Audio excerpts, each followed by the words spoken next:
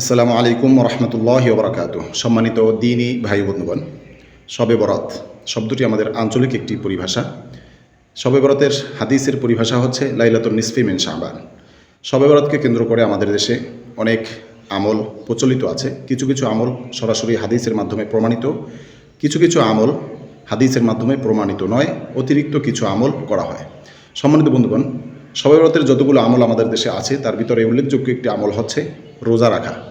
আজকে আমরা আলোচনা করব যে শবে বরাতের রোজা আসলে কয়টা।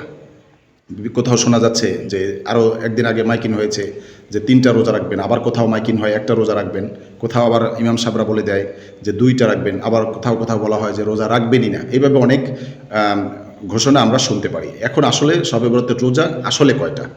সম্মানিত বন্ধুগণ, শবে বরাত হচ্ছে শাবান মাসের 14 তারিখ দিন গিয়ে যে রাত্রটা আসে সেই রাত। হাদিস শরীফে এসেছে কুমু লাইলাহা ওয়াসুমু নাহারাহা, এই একটা হাদিসের শব্দ আছে। সেখানে বলা হয়েছে যে তোমরা রাত্রি জাগরণ করো এবং দিনের বেলায় রোজা রাখো। এখান থেকে অনেকে বলে যে একটা রোজা রাখা যেতে পারে। আবার অন্য হাদিসে বলা হয়েছে যে হযরত আম্মাজান আয়েশা রাদিয়াল্লাহু তাআলা আনহা থেকে বর্ণিত হাদিসের একটি অংশ, সেটা হচ্ছে মা রাআইতু আকসারা সিয়ামা মিনহু ফি শাবান। রাসূলুল্লাহ সাল্লাল্লাহু আলাইহি ওয়াসাল্লাম শাবান মাসের চাইতে অধিক কোনো মাসে বেশি রোজা রাখতেন না, অর্থাৎ রমজান মাসের পরেই শাবান মাসেই সবচাইতে বেশি রোজা রাখতেন।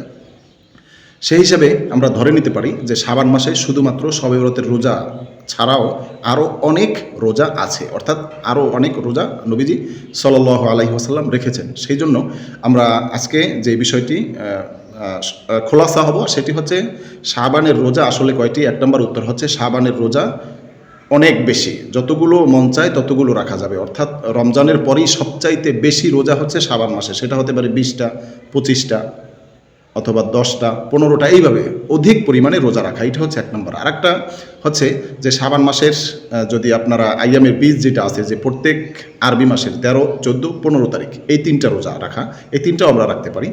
আবার আছে যে সোমবার রোজা রাখা, বৃহস্পতিবার রোজা রাখা, এই রোজাগুলো আমরা রাখতে পারি। আবার শবে বরাতের পরের দিন যে রোজাটা আছে সেই রোজাটাও আমরা রাখতে পারি। সুতরাং এই শাবান মাসের যতগুলোই রোজা আমি বলেছি বা আমরা শুনি, সব রোজাগুলোই হচ্ছে নফল রোজা। এই জন্য নফলকে আমরা নফলের জায়গায় রাখবো। এই নফল রোজার সংখ্যা নিয়ে আমরা যাতে কোথাও বাড়াবাড়ি, মারামারি এবং ঝগড়াঝাটি এবং গালাগালি না করি। আল্লাহ তাআলা আমাদের সকলকে শাবান মাসের যেই রোজাগুলো আছে অর্থাৎ অধিক পরিমাণে যদি আপনি রোজা রাখেন, সেটার ভিতরে আইয়ামে বীজের রোজাও ঢুকবে, সোমবারের রোজাও ঢুকবে, বৃহস্পতিবারের রোজাও ঢুকবে এবং সেই শবে বরাতের রোজাটাও ঢুকে যাবে। এই জন্য আমরা শাবান মাসে অধিক পরিমাণে রোজা রাখার চেষ্টা করি। আল্লাহ তাআলা আমাদের সকলকে বোঝার তৌফিক দান করুক। আমিন।